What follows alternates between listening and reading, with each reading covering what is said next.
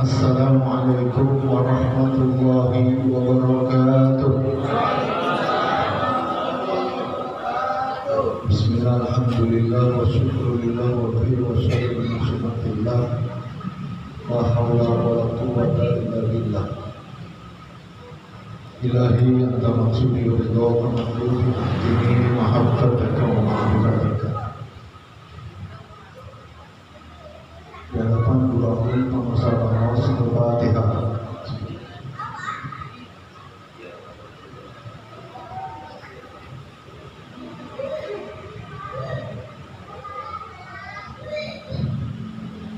Dan saya hormati para wakil talqin Kiai Haji Ahmad Sultan, Haji Samsul Bahri, Kiai Haji Abdul Sabari.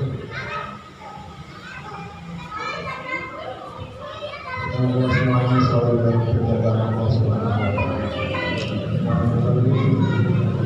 Selalu bertanggung tadi menyampaikan pada bersyukur sampai sekali. Bapak dan Ibu sekalian, semoga semuanya selalu mendapatkan pertolongan Allah dalam segala aktivitas. Saya ingin menyampaikan sesuatu yang realistis. Jadi kita ini kan rata-rata para pekerja apa saja, termasuk yang berdagang pekerja dengan cara berdagang.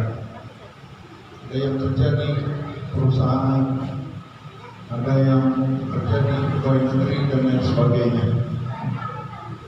Semuanya itu adalah dalam rangka berusaha. Tapi kita sebagai orang tokoh, sebagai orang yang telah belajar lebih dalam, perlu kita sadari bahwa sesungguhnya Allah itu tidak terikat pada apa yang kita usahakan. Kalau Allah mau beri, dia tidak akan terikat dengan apa yang kita usahakan. Allah memberikan kepada kita tidak harus sesuai dengan apa yang kita usahakan, tidak. Walaupun kebanyakan yang Allah berikan atau Allah berlakukan itu sudah apa yang disebut dengan sunatullah. Ada sebab akibat. Tetapi sesungguhnya Allah tidak terikat pada hukum sebab akibat. Ketika orang bekerja, maka Allah memberikan rezeki pada seorang yang bekerja itu bukan karena bekerjanya, tapi karena Allah ada. Jadi kita bekerja itu semata-mata hanyalah kewajiban kita yang Allah berikan, yang Allah perintahkan pada kita sebagai manusia untuk berusaha. Itu rezekinya adalah hak prerogatif Allah untuk memberikan pada kita. Sekali lagi saya katakan, rezeki yang Allah berikan pada kita itu tidak terikat pada apa yang kita usahakan. Bayangkan kalau rezeki itu tergantung pada hasil, tergantung pada usaha yang dilakukan oleh seseorang, maka pasti orang yang bekerja paling keras itu yang paling banyak rezekinya, yang paling banyak duitnya. Para kuli angkut di pelabuhan itu kerjanya sangat keras sekali, tapi uangnya tidak lebih banyak dibanding orang yang mungkin bekerja di kantor, yang kerjanya nggak capek. Jadi rezeki yang Allah berikan, atau katakanlah kalau mau bicara lebih jelas lagi, penghasilan atau income atau uang yang Allah berikan kepada manusia itu tidak terikat pada apa yang dia usahakan. Allah bebas sebebas-bebasnya untuk memberikan sesuatu, untuk memberikan rezeki, untuk memberikan uang kepada siapa saja. Tidak terikat pada usaha yang dia lakukan. Jadi kita berusaha itu hanyalah karena Allah memerintahkan pada kita untuk berusaha. Jadi hasilnya terserah Allah. Termasuk kita duduk di sini. Ini adalah usaha kita untuk berdoa kepada Allah. Di dalamnya tadi acara Manakib ini doa-doa yang dipanjatkan. Itu adalah usaha kita untuk meminta pada Allah. Tapi yang Allah berikan pada kita tidak harus sesuai dengan yang kita minta. Betul nggak? Nggak harus. Nggak harus. Jadi kalau kita berdoa adalah perintah Allah pada kita. Allah memerintahkan kita untuk berdoa pada Ud'uni astajib lakum. Berdoalah padaku, niscaya aku kabulkan. Tapi bentuk pengkabulannya itu kita nggak tahu bagaimana.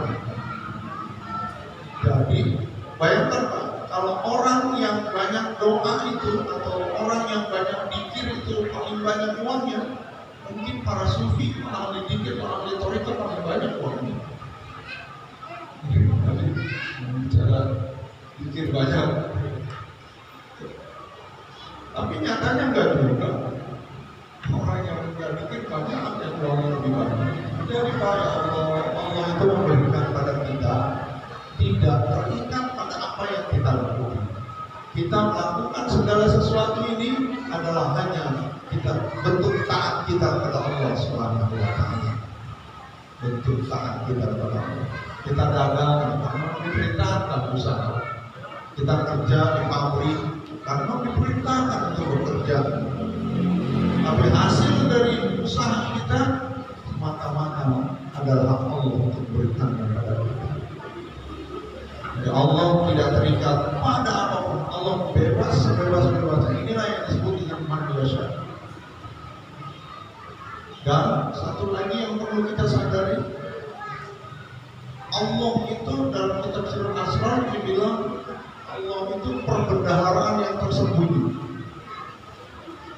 Kanzan Mahfiyah. Allah itu perbendaharaan yang tersembunyi. Jadi Allah itu begitu tersembunyi bagi semua makhluknya. Ketika orang bekerja kemudian dia dapat uang, sesungguhnya segala sesuatu itu dari Allah. Tapi Allah bersembunyi di balik usaha manusia. Orang sakit sembuh yang menyembuhkan Allah, tapi Allah bersembunyi di balik orang. Orang bekerja kemudian dapat uang dari pekerjaannya, Allah bersembunyi di balik pekerjaan Allah. Ketika ada gempa bumi sehingga menyebabkan tsunami di Aceh dulu tahun 2004.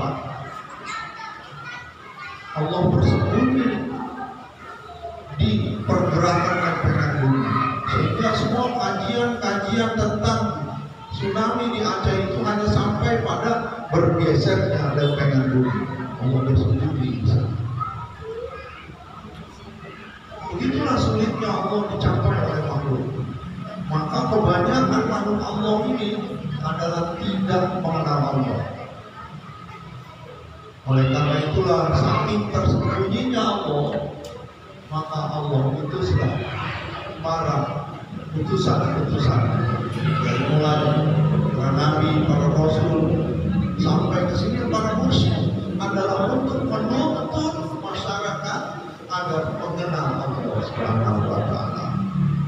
Allahnya tersembunyi, tapi Allah dohirkan mursyid. Allah dohirkan para mursyid. Untuk apa? Untuk membimbing masyarakat agar bisa mengenal Allah Subhanahu wa taala.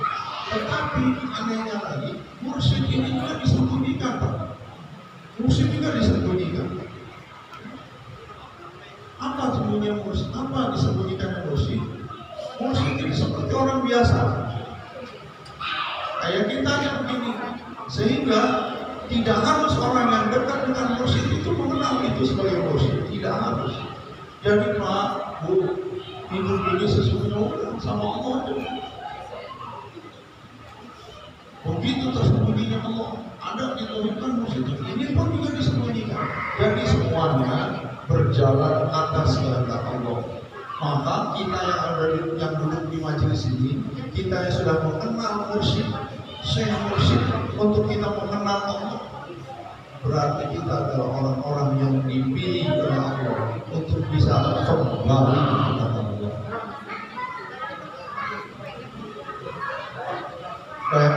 Allah itu kan tidak terlihat, tidak bisa dikenal, suara tidak bisa dikenal. itu kembali beriman, bahkan dibilang sabiru ilallah, bergegaslah menuju Allah, sampai dibilang bergegaslah, cepatlah menuju Allah. Itu kemana? Ada mursyid, ternyata mursyidnya juga tidak dohir, tapi tidak dohir, tidak semata-mata dohir, tetap saja tersembunyi. Jadi kalau begitu semuanya adalah tergantung pada ada tidaknya hidayah di dalam hati kita. Mayyadillah bahwa muhtadi wa mayyudlil falan tajidalahu waliyyan mursyida. Siapa yang dapat petunjuk Allah, itulah orang-orang yang al-muhtad, orang-orang yang dapat petunjuk Allah. Maka siapa yang disesatkan oleh Allah, dia tidak akan pernah bertemu dengan wali mursyid. Waliyyan mursyida, tidak akan ketemu dengan wali mursyid. Jangankan ketemu Allah, jangankan kembali kepada Allah, ke wali mursyid aja dia tidak akan. Kenapa? Karena wali mursyid ini adalah wasilah, jalan untuk dia bisa kembali kepada Allah. Allahnya yang tadi sudah digambarkan begitu tersembunyi. Maka semuanya tergantung pada ada tidaknya hidayah dalam diri kita. Bagi siapapun yang sudah ada hidayah seperti ini, maka tugasnya tinggal istiqomah saja dalam hidayah yang sudah didapatkan itu. Tinggal istiqomah, lakukan apa yang telah didapatkan, diamalkan apa yang telah didapatkan, dan kemudian istiqomah. Karena kunci orang bertorikot itu cuma satu aja. Orang bertorikot itu kan sudah ketemu mursyid, kuncinya cuma satu aja. Apa? Istiqomah aja. Kita bertorikot kayak gini, ngamalin manakiban, ngamalin rokaman, ngamalin dikit, jangan betul kopi, akan sampai ribuan. Itu kita tidak ditargetkan untuk sampai pada Allah. Tidak. Sama seperti Butir Pancasila, sila kelima, keadilan sosial bagi seluruh rakyat Indonesia. Tapi kondisi keadilan sosial bagi seluruh rakyat Indonesia itu bisa dicapai nggak? Udah sekian puluh tahun kita merdeka, tercapai belum? Pasti belum. Walaupun 100 tahun lagi, pasti belum. Itulah gambaran Gus Dur. Kita tidak diminta untuk sampai pada Allah. Itu adalah utopia, itu adalah visi. Itu adalah dunia organisasi, itu adalah visi yang harus dicapai. Tapi untuk mencapainya, untuk sampai di titik itu tidak wajib. Kewajiban kita hanyalah istiqomah. Wa anna istaqoma alam tariqati la asqainahu ma'an ghadaba. Jadi ma'an ghadaba itu Pak dijanjikan oleh Allah bukan untuk orang yang musuh di Allah, bukan. Tapi orang yang istiqomah menjalani tariqah. Duduknya kita di sini adalah dalam rangka istiqomah mengikuti ajaran guru kita. Dikirnya kita, la ilaha illallah, dikir kita, semuanya adalah dalam rangka mengamalkan istiqomah. Istiqomah itu hadiahnya adalah ma'an ghadaba. Ma'an ghadaba itu kalau ditafsirkan rezeki yang banyak. Jadi Ustaz Khalid Anwar bercerita tentang titik dalam Al-Quran. Bahas apa kata bahas titik dalam Al-Quran? Jumlah titik dalam Al-Quran itu ada 200.000 sekian. Ya, 200.000 sekian. Hah? 178.000 kata bahas itu. Terus nanya nggak bahas? Setelah dikasih tahu oleh bahas itu nanya nggak? Kalau saya nanya, apa yang saya tanya? Karena bahas yang ngomong. titik dalam Al-Quran itu 174.000 sekali. Itu gimana itu ubah? Jadi itu. Jadi itu. Membayangkan guru musik begitu teliti. Itu jadi satu baris itu mendapatkan tulis. Baris berikutnya itu ini tak dijumlahkan otaknya itu. Kata saya, itu apa itu jadi? Tak ada pegawaian itu. Itu nggak ada kerjaan. Tapi ya Pak, dari cerita ini, guru musik itu begitu telitinya coba. Titik dalam Al-Quran itu siapa yang itu? Ulama sebenarnya nggak ada yang itu Pak. Cuma Abbas yang tahu titik di dalam Al-Quran. Kenapa Abbas itu titik? Kenapa sampai ada 178.000 sekian titik itu? Kenapa? Karena semua kejadian di alam dunia ini berawal dari sebuah titik. Sholat kita, zikir kita, apalagi zikir yang udah jelas, semuanya berawal dari titik. Al-Quran itu 114 surat, 30 juz, 6.666 ayat, itu berawal dari sebuah titik. Nah itu Al-Quran ada di Al-Fatihah. Induk dari Al-Fatihah itu di Bismillah. Bismillah itu induknya ada di baknya. Bak itu poinnya, intisarinya ada di titik. Orangnya sudah tahu titiknya. Di umumnya ada intisari Al-Quran. Ini makanya kenapa Abah tertarik untuk mengetahui ada berapa titik dalam Al-Quran yang semuanya bersumber hanya dari satu titik.